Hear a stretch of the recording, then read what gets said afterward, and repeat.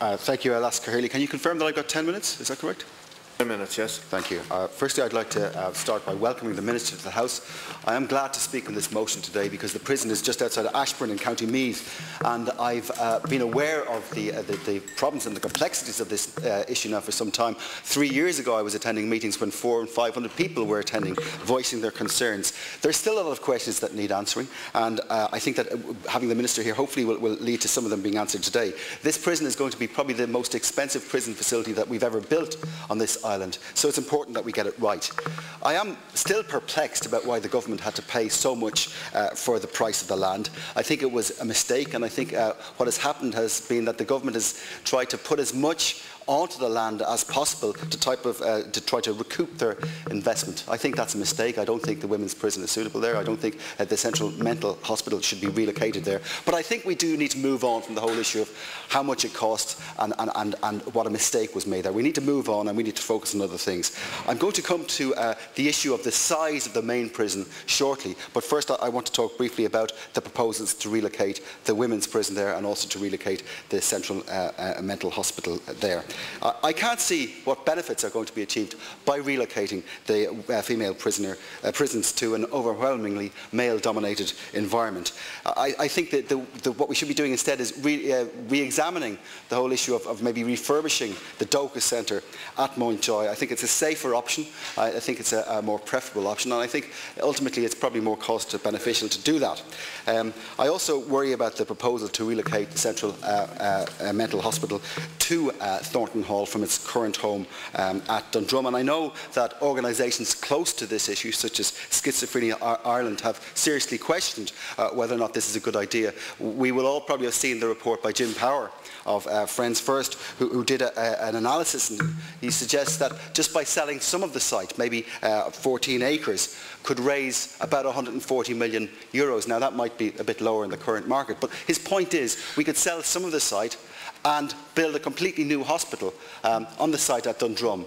And that would certainly mean that the users there have got access to the best facilities that exist. The Patients Not Prisoners report also makes that point, as does yesterday's Irish Times. And interestingly, in the Irish Times yesterday, it made the point that 100 years ago, when the Central Mental Hospital at Dundrum was being built, they did look about whether or not to locate it adjoining a prison institution, but decided that was not the right message to give out there because of the potential stigma.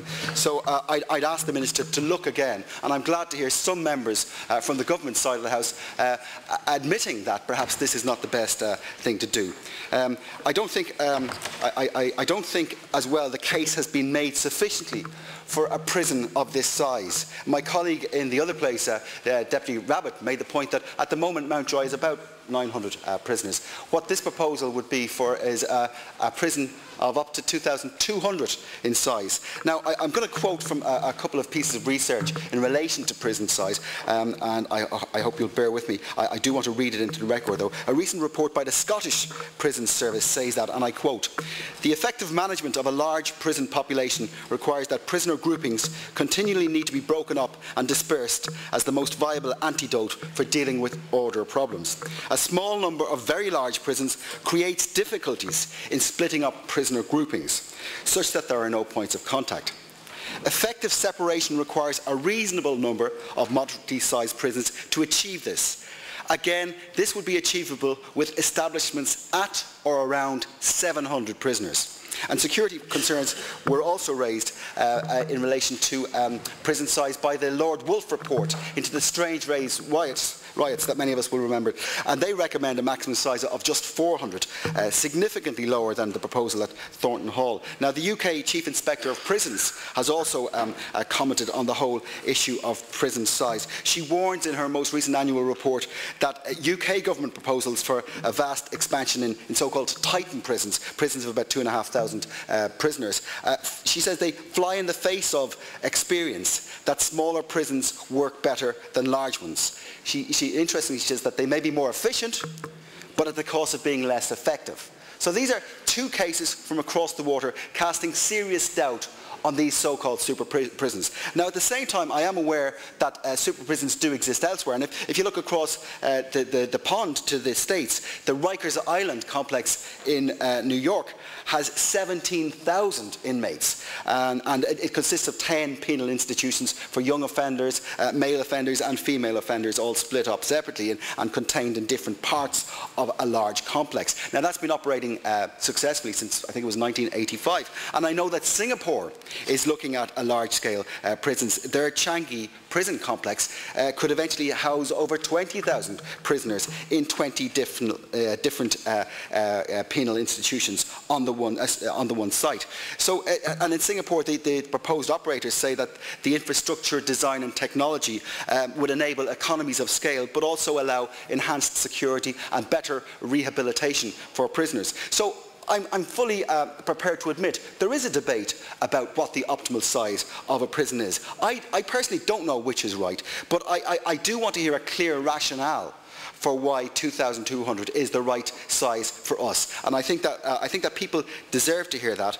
And I also want to know how that prison will be segmented, clustered, how it will operate. And I do have other issues in relation to the operation of the prison, detailed issues that do need to be sorted out, probably before design stage. For instance, the prison must be accessible for visitors, for staff and for the Gardaí.